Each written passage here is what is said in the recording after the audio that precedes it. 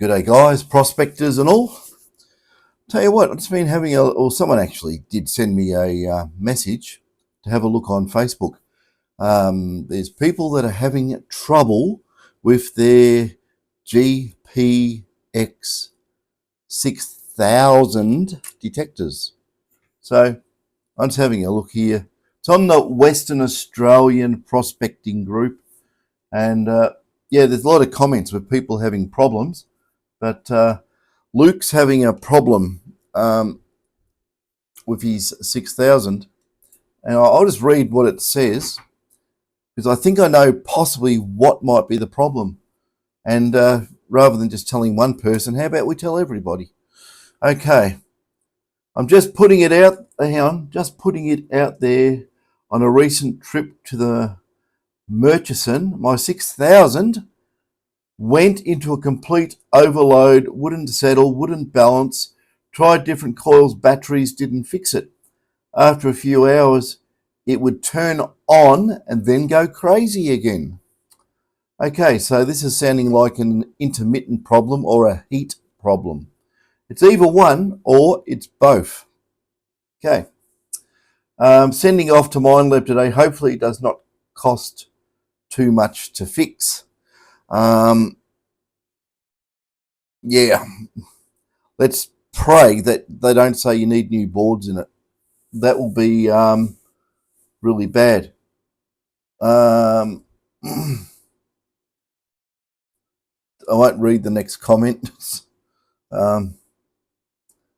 Yeah, so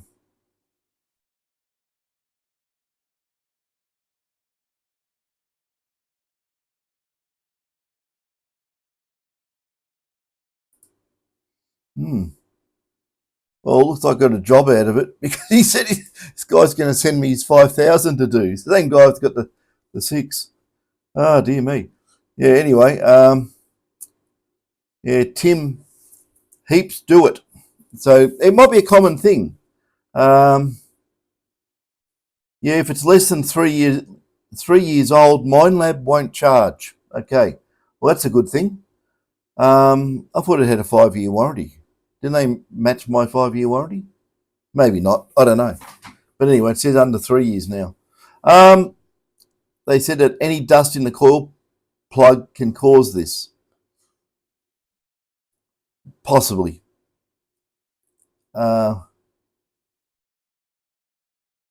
Yeah, mine did the same. Lucky it was still under warranty. They had to replace the main board. Dear. Another dead 6000. There should have been. Oh, no, I'm going to say that. What was the ground like? Something or other. Da da da. Yeah. Anyway, I'll show you a quick way how to fix. Well, if your detector's out of warranty, okay, and you don't want to have the possibility of being told by anybody that you need new boards, because that would just give everybody kittens. Basically, guys, this is in bits, but I'll sort of roughly put back together. I'm going to show you how to do it. First of all, undo that little screw there. We all know about that, don't we? And that just folds off, okay? That's the little cover. You could stick a magnet in there too, by the way, guys. A little button magnet. It'll collect all the bits of iron, small particles and dust that try and get in here and stick to the speaker and make it raspy. So you can actually do that. Yeah, just stick it in there, glue it in. I'm full of surprises. Okay, on this part here, this is the next bit you want to do. What you need for this is a T10. Where's the mic? I'm not microphone, bloody video thing, camera. I don't know if it's probably not gonna. How would I do that? There you go. That should focus, should it not? Oh, anyway, somewhere there. That's a T10 Torx. It's a long one, and you need a long one. We'll just go over this and just show you where all the sneaky things are. Okay. have to get around this way to the camera. There'll be a screw there, screw there, screw there, screw there, down there, down there, there, and there. Basically, and there's a cover over this. You undo the screw on the cover and take the rubber cover off this. And then down here, there is another screw. Don't forget that one. So unscrew it. Obviously, you unscrew them, you go counterclockwise. So all the screws fall out. Now, the next bit, do this on a surface. Don't do it in the air like this. This is just that my bench has got stuff all over it. But gently separate. Gently separate. Do not pull. Okay. And you'll see this snaky looking thing do that. That's the mylar strip. And it connects in there. See that? Now don't do that and pull it hard down and stuff like that. It'll break it. So very, very carefully, these tabs under where well, you probably can't see, there and there, lift up vertical, the same direction of the mylar. They lift up. You move one about 1/4 millimeter one way, like this on one side, move it up, and then the other, and it'll go up about 1.5 millimeters. Do not take it right off. Now what I'll do, I'll put this on the bench. I'm going to do it because I know that if you're ham-fisted and very brutal, you will do it too far and you'll break the damn connector. So I'll just put this in here. How about I'll try and get this camera in without wrecking everything. So excuse the earthquake while I do this. Okay, I need to loosen off that. And hopefully this has got enough resolution that you can see it. Okay, I'll put that over there. And just so my fat fingers don't get in the way, I will use a screwdriver. Okay. Now, just making sure that you'll be able to see that. Should be able to. That's it there. That's it. Don't go stick the screwdriver into the parts on the board. All you do is lift this up. Okay? There. That's it. That's fully up. So there's a little gap there, about 1.5 millimeters. Don't let this bend over or anything. I'll turn it around the other way just to make it easier. Okay, so we got one up. What you do now is you've got to put your finger under that one. Otherwise, when you go up on this, the other one will go down. So we'll go in there, and that was just that simple. Now, always, like I say, when you're working on these detectors, earth yourself to your bench, to the body there, and then you can touch in the board. Do not generate static. In the RWA goldfields, probably if it's a hot day, you may not generate any static. It'll be humid. And but in the Victorian goldfields or Alaska or anywhere like that, cold, crisp, cold air generates or helps generate static electricity. So just keep everything, even though you can probably just see nothing but my fat hand in there. That's just me doing a earthing thing, okay? So pull the mylar up. There we go. It just comes straight. Move my hand now. It just comes straight up, okay? I just basically stick your finger in there and just pull it up, okay? It just pops straight out. It's a loose fit in there. So if you want to look at it this way,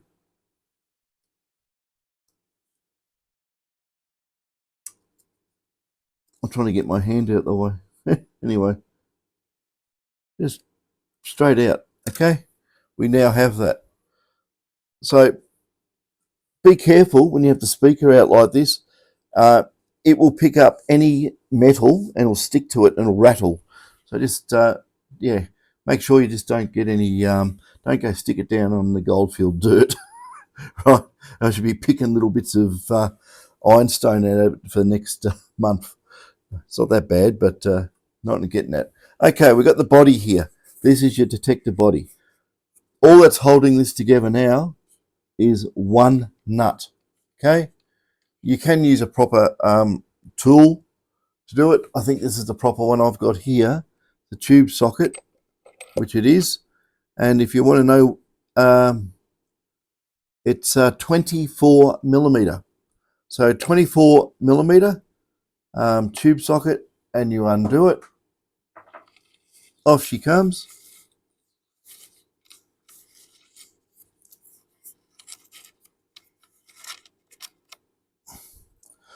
Now, you got your board like so.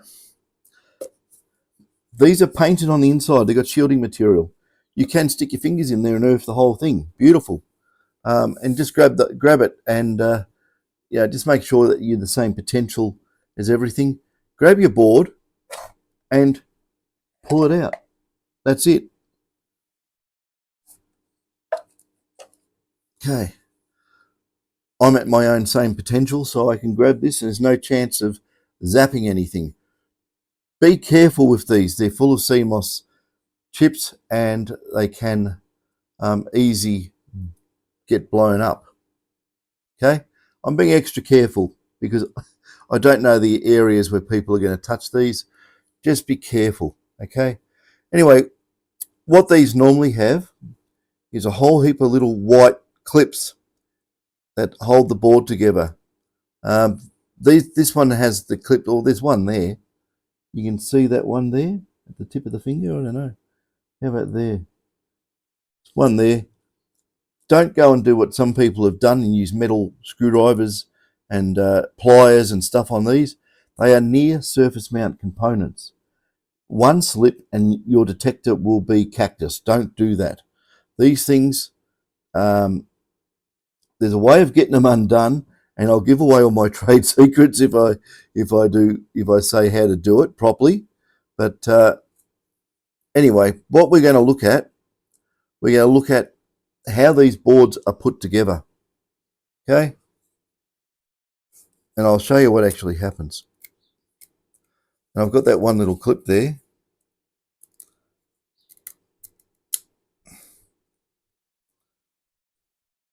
I don't want anyone pulling these boards apart, so I'm not going to show you how I do the clips. I'm just going to move it away. Hope you didn't see what I grabbed.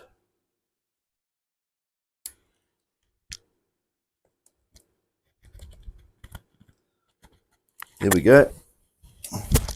So, sorry, I can't give away all the secrets. The boards do come apart, and you don't, in this case, you just want to fix a bad connection. Okay, so what we're going to do now, we're going to have a look at these two boards, and there's a connector here, and a connector there, and a connector there. Okay, and what they do, they are held by these plastic things, standoffs we call them. I don't know, if I said standoff, people probably won't know what I'm talking about, but plastic things, right, in nylon or something. And they just clip the boards together. There's all these holes have one in.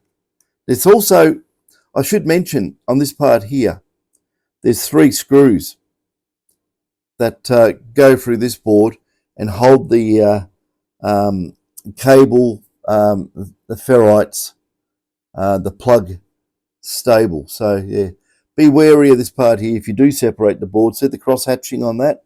Means lots of little lines. That's high voltage. Don't touch your fingers in there, especially if the detector has been on. It may hold charge in its electrolytic capacitors, and if it doesn't bleed off, it will zap you. Anywhere that has that cross hatching, that's the proper way to do it, by the way. That's yeah, I haven't seen that on the other detectors. It's just like you could come into contact with it. But on there, that's yep, that's proper international standards. The cross hatching there, and it does say high voltage or HV. It can have that as well. Just don't touch. Anyway, what actually happens, guys? These white things here give up the ghost. Okay, they do. They give up the ghost, and they get a bit loose with heat because they're nylon, and what happens when these things are plugged together. You know what happens? I'll have to show you, won't I? Exactly what happens with these. So we'll just line up the holes.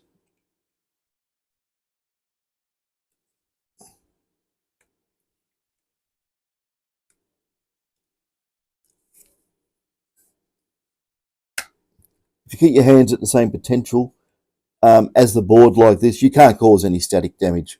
It's impossible. It's only if you went and held it like that and then touched another surface, you could cause damage. That's why if you're ever going to put your board down, right, like so, hold it in one hand, put your other hand on the surface, and then come down on it.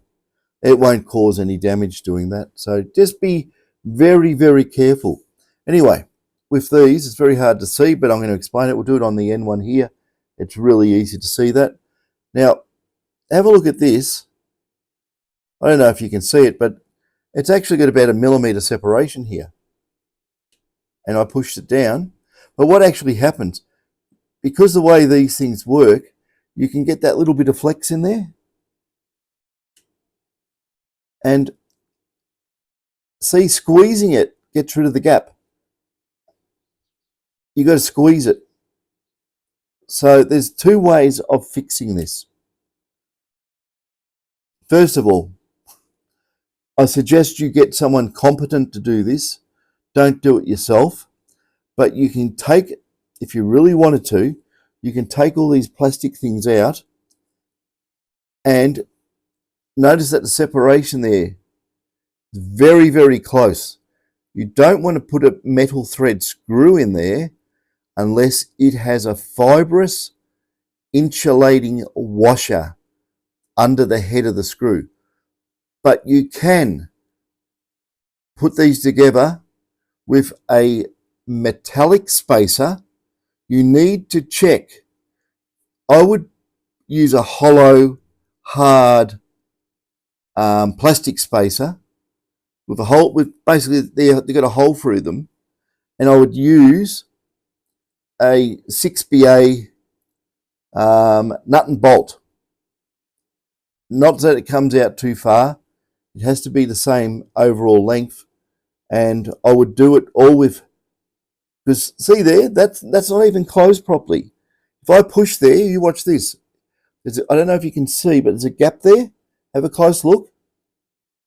There you go. That's the problem. These things don't hold it down properly, and you can get flex, and the slightest bit of flex there will separate these, and you get a bad connection. So that's where the issue lies in these detectors. In my opinion, okay, in my opinion, my humble opinion.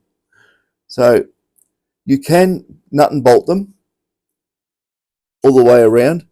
Just make sure that if you do that, that the nut and the head of the screw do not go through something like, if, say for instance, well, the closest one there, like if you put a fat head screw there, it may touch those surface mount components there, little tiny resistors and capacitors, and it will short it out. You don't want to do that. So it is a it's straightforward, but you've got to know what you're doing. If you do it and stuff it up, well, you'll stuff your detector up. But that is the issue. There are other things, but we're not doing a course in detector repair. But yeah, that is probably the issue. If, for instance, you only are worried about the interconnections, one here.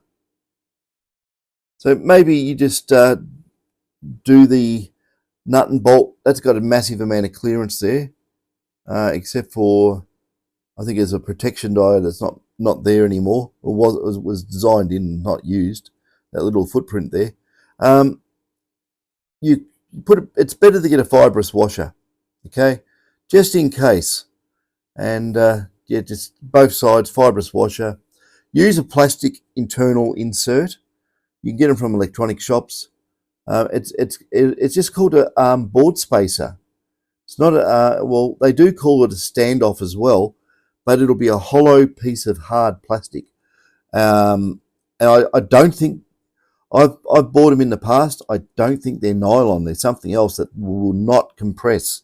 They're hard as hell, like a thermal engineering plastic. And you can do these up around that side there for that connector. And I don't think there's any mount close on this side. The closest one is the one up here. So it's very far away. The other thing you can do, hold this tight. If you put all the standoffs in, this only works on one side because you can't do it on both. But hold that down, and on the edge here, get some hot melt glue and just put a dab of hot melt glue in there and just hold it like that while it sets. You can do it on this one also here. Dab of hot melt glue.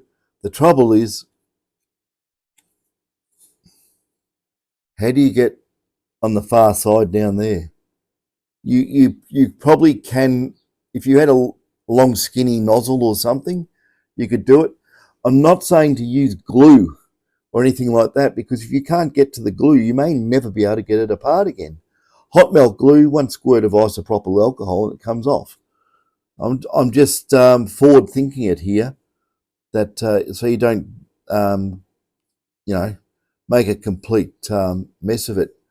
If you really wanted to, in an area like here, you could clean it up with isopropyl, and you can actually put a block of hot melt glue between the boards. All right, just make sure you don't stick it all over the components.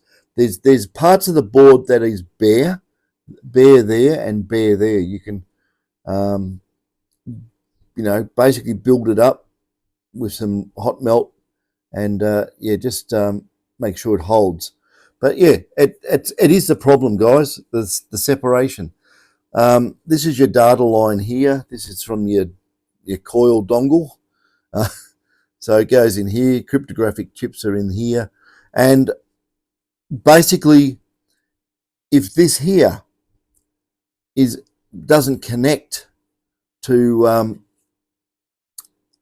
the chips here, then they connect on pins, I think 1 and 2 on this, and they go through here. They go through a couple of 10K or 1K resistors, and then they go onto the microprocessor. That's not there anymore, right?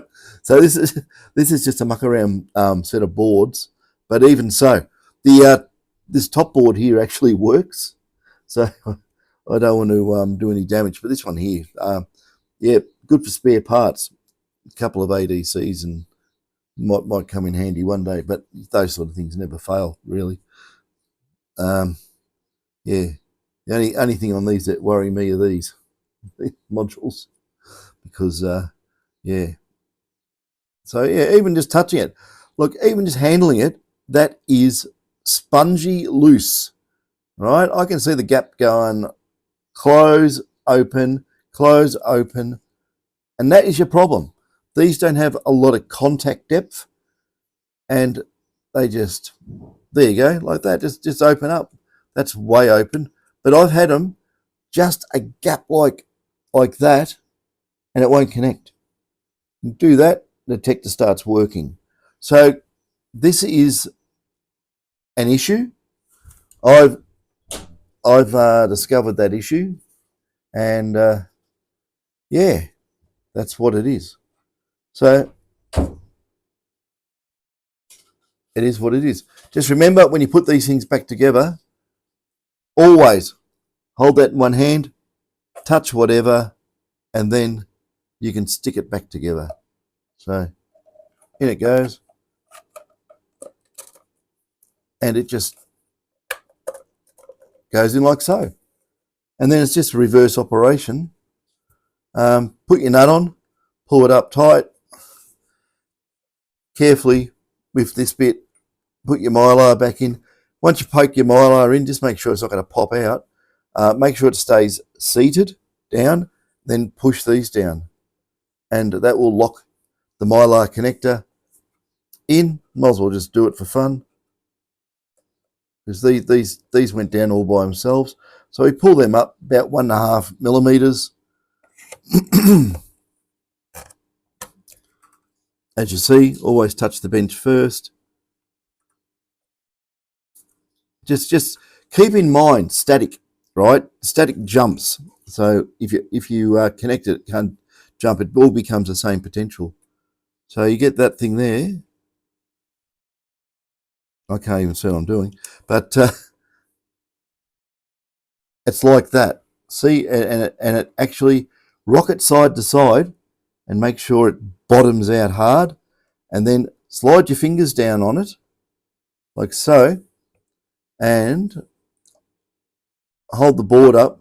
You've probably got fingers everywhere here, but all you need to do is hold that mylar down while you push those 2 tabs down. So you can probably rock it a little bit side to side. I'm doing that, rocking the tabs, and the tabs are now on. See? There we go. And all you need to do now is just copy what I do.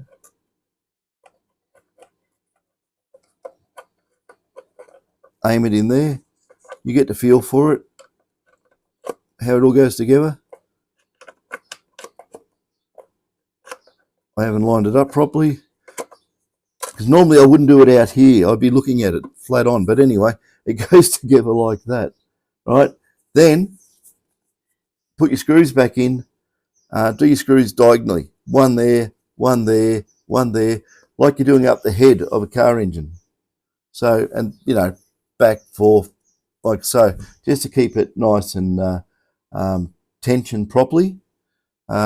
Screw on, there, away you go. So that is how you pull it apart and put it back together, and check those connectors. They are they're waiting to fail. It's just because of heat, I'd say, and the nylon just stretches, and it just does its fall apart. So anyway, guys, you're out in the goldfields. Always take a 24 millimeter spanner with you, and take a number 10 Torx and a little Phillips screwdriver to undo the screw on that screw. Otherwise, you can't do anything.